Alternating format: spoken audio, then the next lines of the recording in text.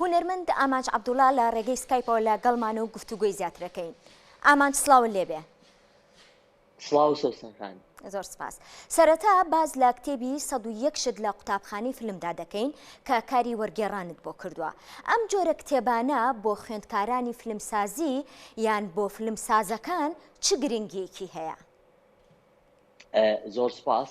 طبعا کە 30 سانیەم بیت ڕێکەوتیم با بڵێن مقابلەیان چاپێکەوتنە کەوتە ڕۆژێکی تایبەتەوە کە ڕۆژی شەیدانی شێتیە بۆ پێی منیش کوڕی خانەوادەیەکم کە شەهیدمان هەیە باوکم دوو برای هەیە بوو هەردووکیان بە ساڵانی 1970 شەهید بوون وەکو وەفایەک بۆ خانەوادەکەی خۆم و شەهیدانی شێتی و شەهیدانی سەرجەم کوردستانی گەورە سەری ڕێز و نەوازشدا ئەنوێنم بۆ شەهیدان و قوربانیەکانیان. ئەگەر بینەوە سەر بابەتەکەی خۆمان کتێبی 101 شت لە قوتابخانەی فیلمدا فێری بووم. بە بڕای من کتێبێکی گرنگە بۆ ئەو کەسانەی کە لە بواری فیلمسازیە خوێنن و بەگشتی بۆ ئەوانەی کەیانەوێت لە مەجای فیلمدا کار بکەن. بۆ لەبەرەوەی ئەم کتێبە کۆکراوەی با بڵێن منهەجی 3-4 ساڵەی خوێندنی کەسێکە کایەوێت لە زانکۆ بخوێنێ بۆ سینەما 101 وانەیە وەکو لە ناونیشانەکەیە دیارە هەر وانەیەک پایەیەکی بواری فیلمسازیە کە تۆ وەکو فیلمسازێک ئەبێ ئاگاداری بیت و فەرامۆشی نەکەیت بۆ ئەوی بگەیت بەکارێکی پوختە یان بەکارێکی هونەری باش.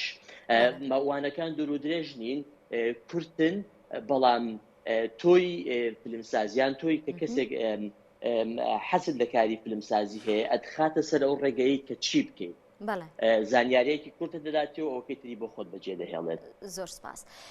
ئامانج مامۆستا ئیبراهیم چێوار لە ناو کوڕی شانۆی بایە و بۆ شانۆکارانیش بەگشتی چ ڕۆڵێکی هەبووە؟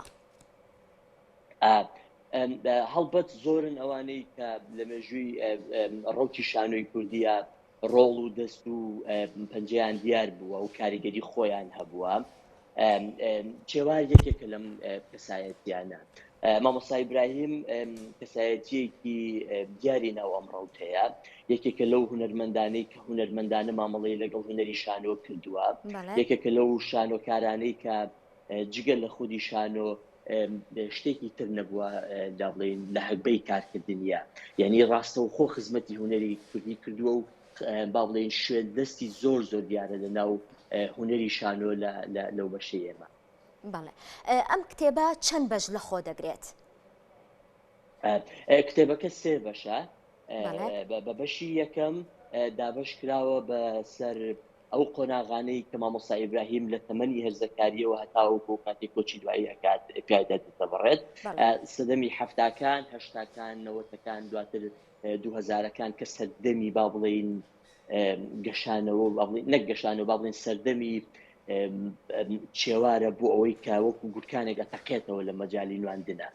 هەڵبەت لە هەر یەک لەم چواردەیە ڕۆڵ و کاریگەری خۆی هەبووە بەڵام بەپێی زەمەنەکان و لەگەڵ گەورەبوونی تەمەنیدا لە چەند زەمانێکە زیاتر لە زەمەنەکانی پێشووتر یان با بڵێن لە سەردەمەکانی لە 2000ەکانە زیاتر لە 2000ەکان و هەشتاکان دەرکەوتووە و ڕۆڵی هەبووە و بە تایبەت کە یەکێک بووە لە دەستەی دامەزرانی کوڕی شانۆی با ئەو گروپەی کە کاریگەری گەورەی هەبووە لەسەر با بڵێن ترانسفێر با بڵێن گۆڕانکاری لە ئوستوبی ئیشکردنی شانۆیدا لە کوردستان چێوار بەشێکی گەورەی ئەم گۆڕانکاریەیە لە ناو کوڕی شانۆی بایە.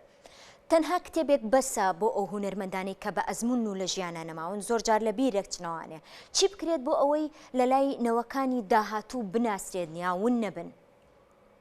ئەم پرسیارە زۆر زۆر گرنگە سەوسن خان بەڕاستی بە حکمی من لێرە لە ئەوروپا ینی ئەبینی لە کتێبخانەکانە سەدان کتێب هەن لەسەر ژیانی هونەرمەندەکان بەداخەوە لە وڵاتی ئێمەیە بە حکمی ئەو دۆخەی کە تیایدا ئەژین زیاتر ئەو کەسانی کە لەبارەیانەوە نووسێ کەسانی سیاسین یان کەسانێکن کە لە دەرەوەی مەجای هونەر و کولتورین بەڕاستی زۆر زۆر زۆر گرنگە کە هونەرمەندان خەڵکانێک کە قوربانیان بە ژیانی ڕۆژانی خۆیان داوە و خزمەتی هوەری کوردیان کردووە لە هەر بوارێکا بن لەسەر ژیانیان بوەستین و